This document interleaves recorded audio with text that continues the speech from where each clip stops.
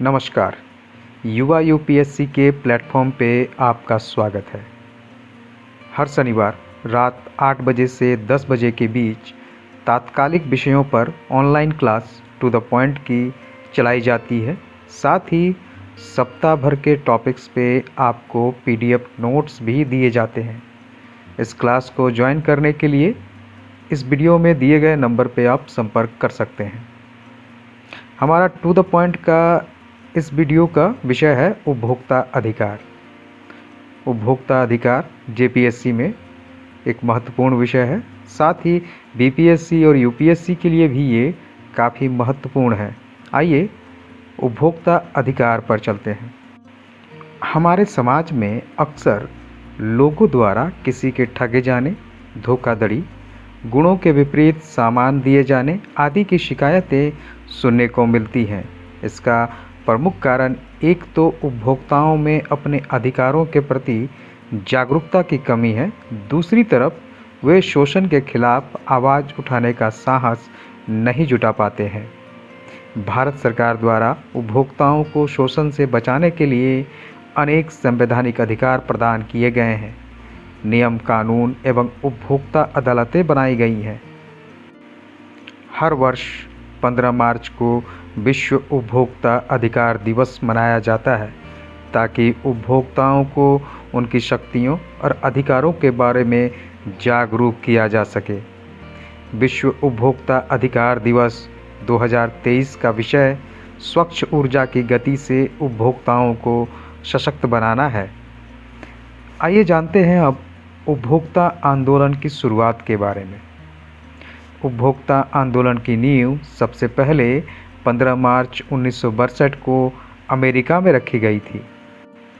संयुक्त राष्ट्र अमेरिका के तत्कालीन राष्ट्रपति जॉन एफ कैनेडी ने 15 मार्च 1962 को उपभोक्तावाद की महत्ता पर जोर देते हुए अमेरिकी संसद के समक्ष उपभोक्ता अधिकार बिल की रूपरेखा प्रस्तुत की। इसलिए प्रत्येक वर्ष 15 मार्च को विश्व उपभोक्ता अधिकार दिवस के रूप में मनाया जाता है। कैनेडी के सफल प्रयासों के कारण ही अमेरिका में उपभोक्ता सुरक्षा आयोग का गठन हुआ एवं ब्रिटेन में उचित व्यापार अधिनियम 1973 पारित किया गया।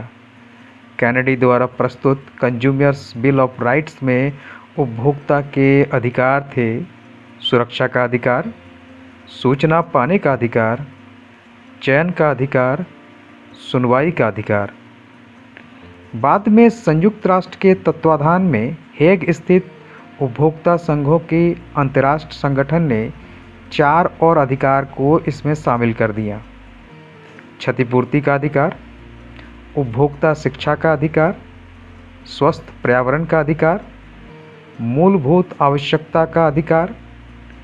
साथ ही कुछ समय बाद इन अधिकारों में एक और अधिकार जुड़ा: अनुचित व्यापार प्रथा द्वारा शोषण के विरुद्ध अधिकार।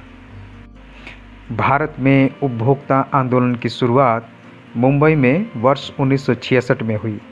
उसके बाद पुणे में 1974 में ग्राहक पंचायत की स्थापना के बाद कई राज्यों में उपभोक्ता कल्याण के लिए संस्थाओं का गठन किया गया।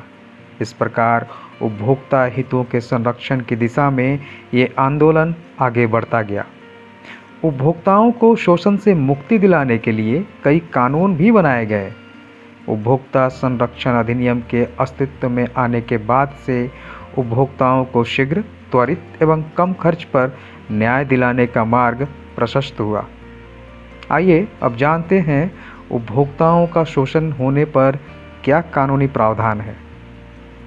ग्राहकों के साथ आए दिन होने वाली धोखाधड़ी को रोकने और उपभोक्ता अधिकारों को ज़्यादा मजबूती प्रदान करने के लिए भारत में 20 जुलाई 2020 को उपभोक्ता संरक्षण कानून 2019 लागू किया गया।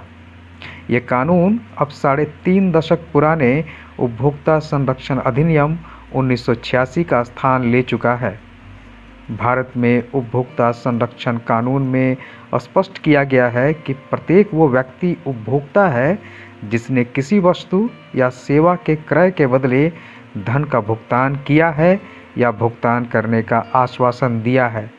और ऐसे में किसी भी प्रकार के शोषण अथवा उत्पीड़न के खिलाफ वो अपनी आवाज़ उठा सकता है और क्षतिपूर्ति की मांग कर सकता है।